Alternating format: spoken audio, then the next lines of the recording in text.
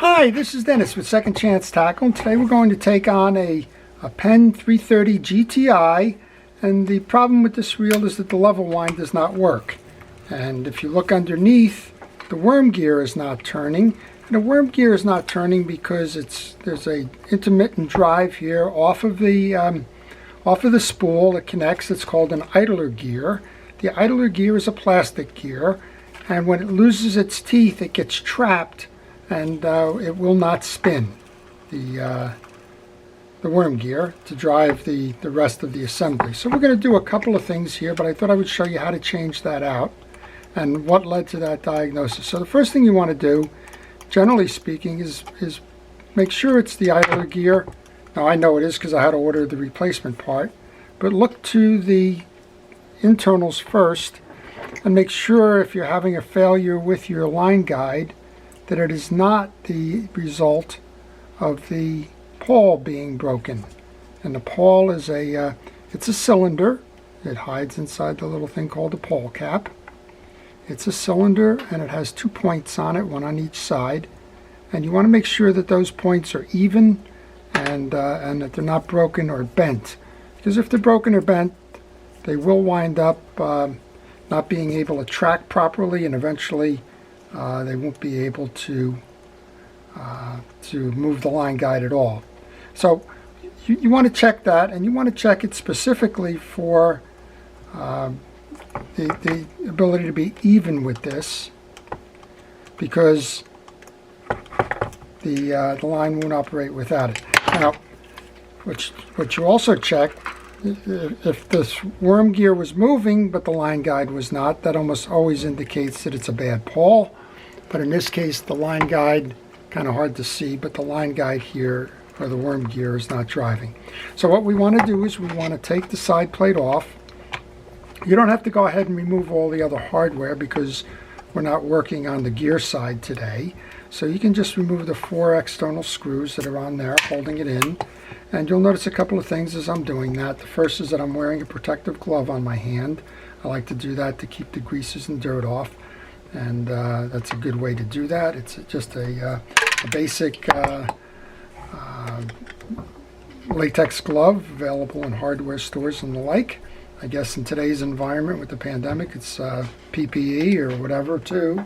And you can find those pretty much everywhere now. And I guess because of the popularity, the prices have gone up. But to me, it's worthwhile trying to keep that grease and dirt off of there. Speaking of that pandemic, I want to thank all of our first responders and essential personnel and hometown heroes, fire, EMT, police, everybody in the medical professions, whether you're in the hospital or long-term care facility or the local doctor's office. Thank you for all it is that you're doing to keep us safe and to restore us to health as we try to battle this pandemic. So I also put everything into a parts tray. You've probably noticed that click in the background. That click in the background is the sound of those pieces going into the tray. Now you can remove the side plate, and again, this has just been serviced. You don't need to worry too much about that. But over here is where the issue is, and the issue is in broken teeth, and may be difficult to see, but there's teeth that have broken here, and that's caused the issue. So what we want to do is we want to remove the click ring that's held together by a Phillips head screw. I know this is a little bit difficult to see, but there's a black click ring in here. We want to get that screw out of here. Then that little plastic ring can just come out. That's the click ring you're removing.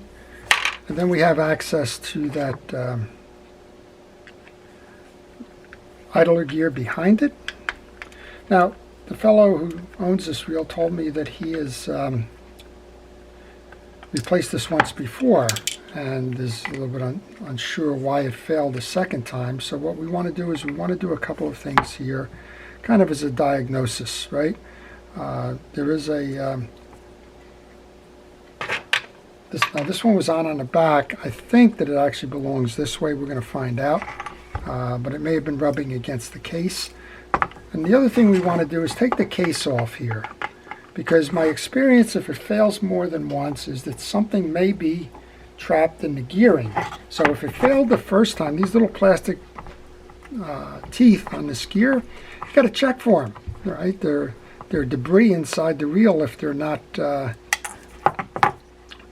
found, and sometimes they lodge inside the drive of the worm gear, and sometimes they lodge inside of the drive of the spool gear. So just check to make sure that you don't have a floating tooth around here somewhere that's just causing it to rip again because it's not meshing properly. So there's 3 side plate screws here. We'll just go ahead and take them off. Now that doesn't remove the side plate. All that does is remove the access to the worm gear. You can see it back here. And all I'm doing is checking to make sure that, one, the worm gear is going to be driving the line guide. I'll just do that by kind of putting a little pick in here and moving it. And indeed that is moving now, so we know that that was not riding. And then the other thing I'm doing is checking to make sure that there isn't anything trapped in the teeth here that might strip that down. If you're satisfied with that, you simply can put that side plate cover back on. And it's always a good idea to just get pieces off of your desk, whether you put them into the parts tray if it's going to be a while, or in this case I knew I was just going to check, and if everything turned out well, I was just going to put them right back into the reel. So go ahead and get them off. That way they don't happen to be there when you go to do something else. And the something else might brush up against them, knock them to the ground, do some other things, and then you have a little bit of a problem trying to locate them again. So experience talking there, but either put them in your parts tray or put them back on the reel, but don't let them linger. I know some folks like to use a rubber mat or a towel or the like and kind of line the pieces and parts up off the way that they came off the reel. That's okay. Just keep them out of the area where you would typically brush against them or knock them to the floor and the like. So now I'm checking the teeth of the worm gear itself. I just want to make sure that it doesn't appear to be damaged, and it doesn't. So we're going to take it that this is the problem. And it's kind of hard to see right here, but these teeth are knocked down, and that's why it gets stuck there when the spool goes to drive it. It's hitting the spot that doesn't have any teeth, so it can't move it. Let's move over to the spool then. Here's the other side of the piece that's driving it. It's this, and I want to make sure that each one of these does not have a broken piece in it. I'm just going to use my pick to just kind of run it through there. And the second time that this one happened, after it was reinstalled, it is possible that that tooth was floating around somewhere.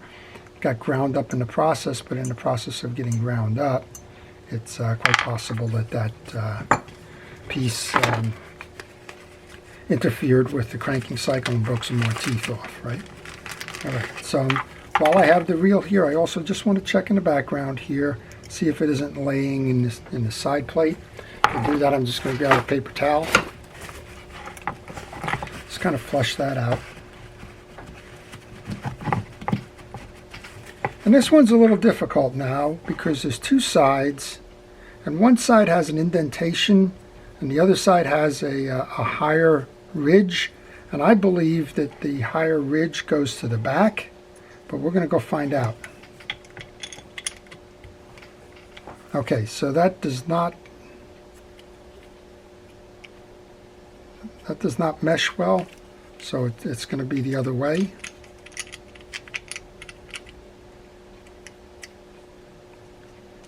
And then if we turn it, we should see that the line guide is moving, and it is.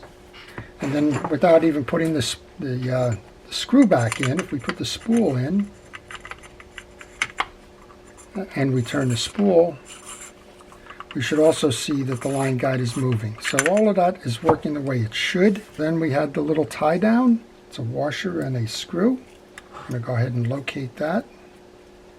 I'm hoping that this is magnetic so I can get it in. It's not. I'm going to use a little bit of grease to just kind of grab that. These are kind of tough to work through, but getting it started is one of the harder parts here.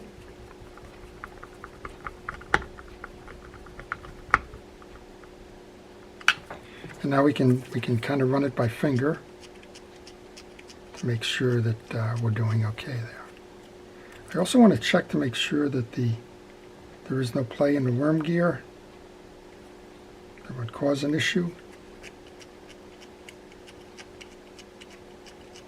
And again, it seems to be fine. We'll just do one more test with the spool before we put the click back on. And we're running okay. All right, we'll grab that click. The click you want to separate when you go to put it in. Slide it over the click tongue first. Then seat it properly over the mounting screws. There's 2 studs in there. And grab that little screw that's going to hold that on. And reinstall that. And we'll see what we have. Spool goes in. Now that's already been lubricated on that side. Just put a little bit of grease onto the spool shaft side. Let's go ahead and put that back together. Okay, and a quick time to test then. Just give it a crank. Seems to be working fine. Now what I like to do when I test, I also like to put pressure onto the assembly, both directions. Make sure that pawl is holding, that it's not just kind of freewheeling there, but this one's doing fine. I don't hear any indication whatsoever of a grind underneath with that idler gear.